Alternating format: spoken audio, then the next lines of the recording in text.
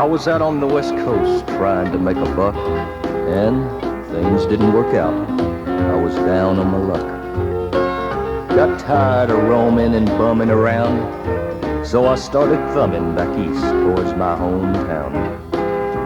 Made a lot of miles the first 2 days, and I figured I'd be home in a week if my luck held out this way. But the third night, I got stranded way out of town at a cold, lonely crossroads. Rain was pouring down. I was hungry and freezing and then caught a chill when the lights of a big semi topped the hill. Lord, I was sure glad to hear them air brakes come on, and I climbed in that cab where I knew it'd be warm. At the wheel sat a big man. He weighed about 210. He stuck out his hand and said with a grin, "Big Joe's the name." And I told him mine. He said the name of my rig is Phantom 309.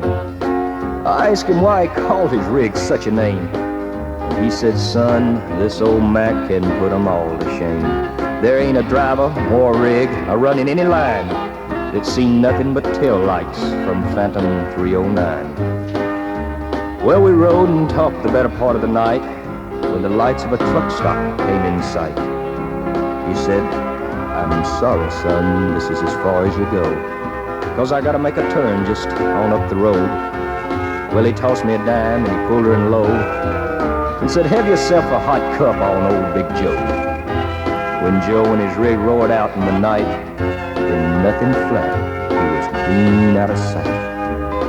Well, I went inside and ordered me a cup and told the waiter Big Joe was sitting me up. Oh, you could have heard a pin drop. It got deathly quiet, and the waiter's face turned kind of white. "Well, did I say something wrong?" I said with a halfway grin.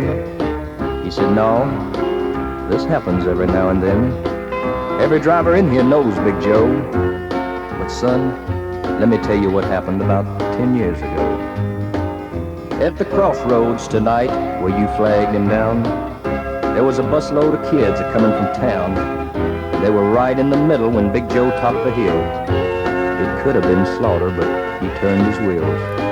Well, Joe lost control and went to a skid and gave his life to save that bunch of kids. And there at that crossroads was the end of the line for Big Joe and Phantom 309.